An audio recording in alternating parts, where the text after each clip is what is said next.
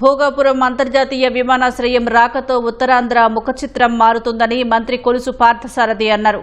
చిరకాలం గుర్తుండేలా రేపు ప్రధాని చేతుల మీదుగా భోగాపురం విమానాశ్రయం ప్రారంభం కానుందని వెల్లడించారు. ఎయిర్పోర్టు రాకతో ఉత్తరాంధ్ర భవిష్యత్తు బంగారుమయం అవుతుందని రాజ్యసభ ఎంపీ చింతకైల విజయ్ అన్నారు.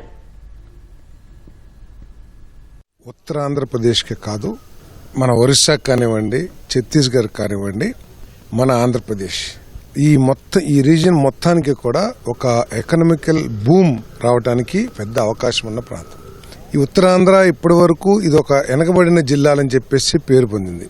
కానీ ఇక 1వ తారీఖు తర్వాత నుంచి ఆంధ్రప్రదేశ్లో అత్యంత అభివృద్ధి చెందిన ప్రాంతం ఏదంటే విశాఖ రీజియన్ని, అంటే ఉత్తరాంధ్రప్రదేశ్ని పరిగణించాల్సి వస్తుందని చెప్పేసి మనం చేస్తాం. అదేవిధంగా దీంట్లో స్కిల్ యూనివర్సిటీ కూడా, అంటే GMRVF స్కిల్స్ ఇన్స్టిట్యూట్ అని కూడా పెడతా ఉన్నారు.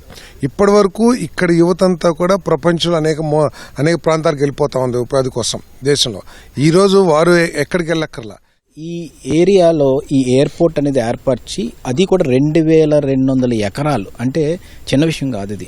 ఈరోజు 900 కిలోమీటర్లు మనకి సీ ఫ్రంట్ ఉంది. దానికి మనకి ఇప్పుడు చూస్తే హాంకాంగ్ దగ్గర ల్యాండింగ్ కానీ టేక్ ఆఫ్ కానీ అంతా కూడా సీ పక్కన జరుగుతుంది. అలాంటి వ్యూతో విజన్తో ఒక ఎన్విజన్ చేసి ఈరోజు చంద్రబాబు నాయుడు గారు ఉత్తరాంధ్రలో మనకు ఫ్లైట్ దిగుతున్నప్పుడు సముద్రం పక్కన దిగాలి అనే ఆలోచన విధానాన్ని ఆ రోజుల్లోనే 2015-16లో ఆలోచించి దానికి ఒక శంకుస్థాపన ముందుకు తీసుకెళ్లాలని ఒక ఆలోచన సంకల్పంతో చేసి ఈ రోజు పూర్తి చేసుకుంది. ఆయన ఆనందం రెక్కలు వచ్చినట్టు అయింది, ఉత్తరాంధ్రకు రెక్కలు వచ్చినట్టు అయింది ఈరోజు. దాంతోపాటు GMR గారు ఇక్కడ పుట్టిన ఆయన, మళ్ళీ అశోక్ గజపతి రాజు గారు మానస ట్రస్ట్ ల్యాండ్ని ఇచ్చేసి ఏరో సిటీకి మొత్తం కాలేజ్ కింద ఎడ్యుకేషన్ సిస్టమ్ కింద కొలాబరేషన్ కూడా ఇవన్నీ చూస్తున్నప్పుడు